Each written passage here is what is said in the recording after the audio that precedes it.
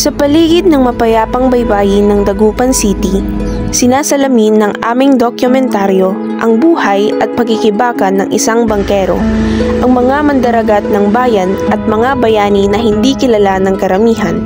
Sa bawat pamamasada, kasama natin siya sa paglalakbay patungo sa mga lugar ng kanyang mga pangarap at kahirapan.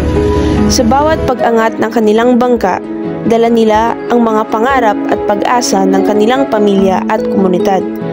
Ang alon ng karagatan ay saksi sa kanyang tapang at determinasyon sa harap ng mga hamon ng buhay.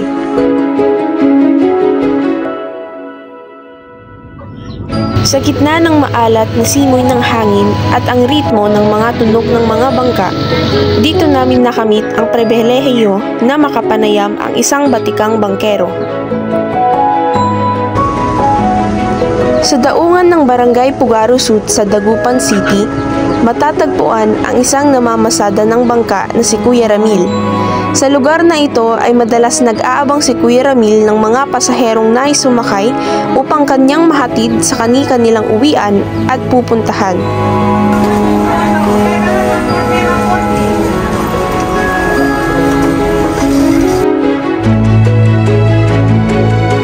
Matatagpuan ang nasabing daungan sa likod lamang ng Melis Fish Market, kung saan maraming mga katulad niya na namamasada rin at mayroon ding mga mangingisda at namamahala ng palaisdaan.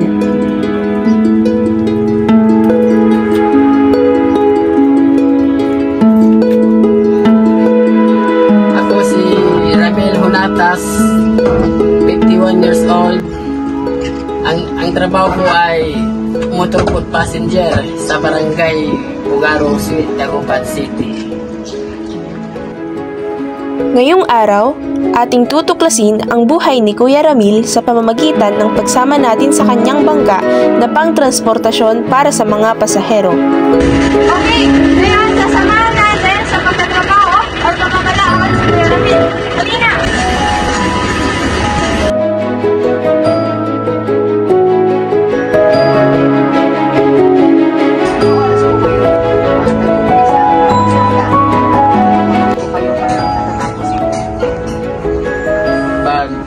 Pag oras ng pasada namin, alas 6, gising ka na, inaalis mo na yung bangka mo. Pag mula dito, ililipat mo dun sa ng daungan namin, doon ka nakapila. Nakapila ka doon. Sa aming biyahe, isa sa mga nasaksihan namin ay ang maraming individual na naninirahan sa tabi ng ilog. Partikular na ang dumaraming bilang ng mga fish pen na nagiging hanap buhay ng mga lokal na residente sa lugar na ito. Sa aming paglalakbay, ibinahagi ni Kuya Ramil sa amin ang iba't ibang daungan na madalas niyang tinitigilan sa paghatid sa mga pasahero.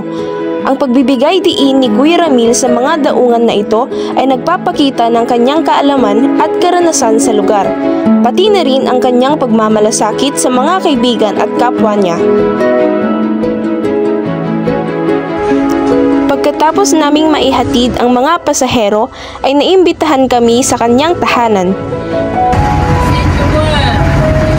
Pagdating namin sa kinaroroonan ng bahay ni Kuya Ramil, isa-isa kaming bumaba sa bangka at tumuloy sa kanyang munting tahanan kung saan andoon ang kanyang minamahal na pamilya. Dati, nung pinatapa ko, isang dealer ng Supatula. Nag-umpisa ko noong 1997 hanggang year 2000. Doon ako hinto kasi may isang negosyante, big time, kaya na lahat ang kumuha ng mga small dealer. Kaya yun, nakahinto. So, nabanggit mo kanina na 34 years na kayo ang bago. So, sa loob ng 24 years na po, ano po yung mga struggles na pinakakuha? Hindi natin yung mga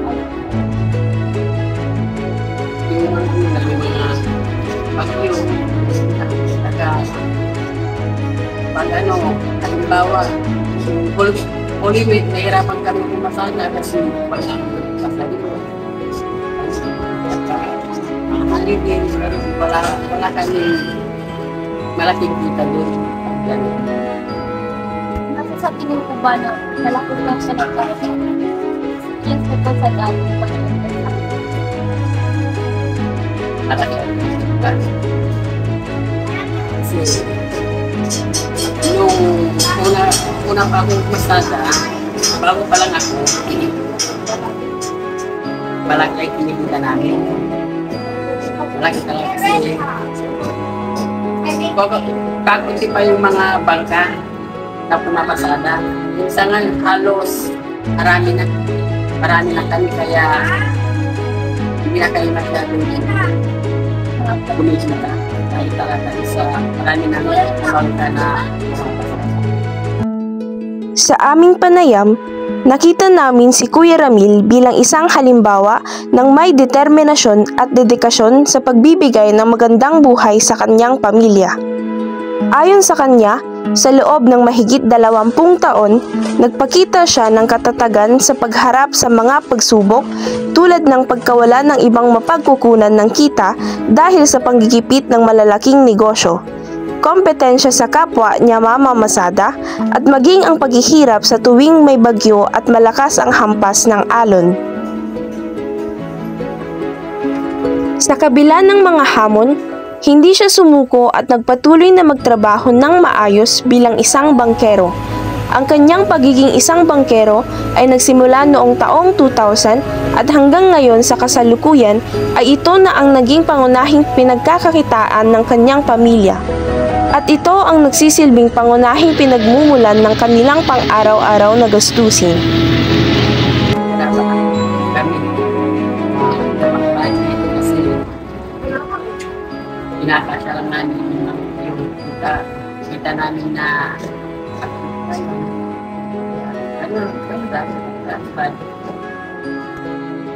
apat ang anak ko kasi Mrs. at si Yanan. Yanan yung babae. Dahil ito kami dito sa bahay. Kayo lang po kayo. Kami sa si Mrs. Nandito yung mga sa kami. Pero hindi diretso yung may pumunta lang dito. Sa kabila ng hirap ng trabaho, patuloy pa rin si Kuya Ramil sa pagpupursige at pagtsatsaga upang masigurong maibigay ang magandang kinabukasan para sa kanyang mga anak at asawa. Araw-araw ay bumabangon at lumalaban siya upang makapagtrabaho para lamang matustusan ang pangangailangan ng kanyang mga anak sa eskwela dahil naniniwala si Kuya Ramil na mahalaga ang edukasyon sa pag-angat sa buhay. Ano po yung biggest lesson po na pwede niyo pong maibahagi sa mga tao, sa kabataan? Sa may bagay sa atin, masasabi ko lang yan. Masasabi ko dyan, mag-aaral sila. Mag-aaral para makapagtapos sila at may matatag silang trabaho para din sa pamilya nila kung sakasakali magkakaroon sila. Yun ang importante, mag-aaral para yun ang masasabi. At dito nagtatapos ang aming pag-interview kay Kuya Ramil. Sa pag-alis namin ng kanyang tahanan, aral at kaalaman ang naibigay niya sa aming mga puso at mananatili ito sa amin bilang mga estudyante. Hindi naging madali ang pag-agos ng mundo sa buhay ni Kuya Ramil, pero iyon ang naging dahilan kung paano siya ngayon naging masipag at madiskarte na tao. Ang storya ni Kuya Ramil ay magsisilbing aral sa atin na kahit gaanong hirap ang iparanas ng mundo sa ating buhay, huwag tayong mawawalan ng pag-asa na mamuhay ng may pangarap para sa pamilya, lalo na't para sa ating sarili. Sana makatapos ito para rin sa inyo. Ano sa ba? Ano sa inyo? Sirman urang larang tira. Ano sa inyo? Samso mang ined sa isigay. May tininawa. salis kayo.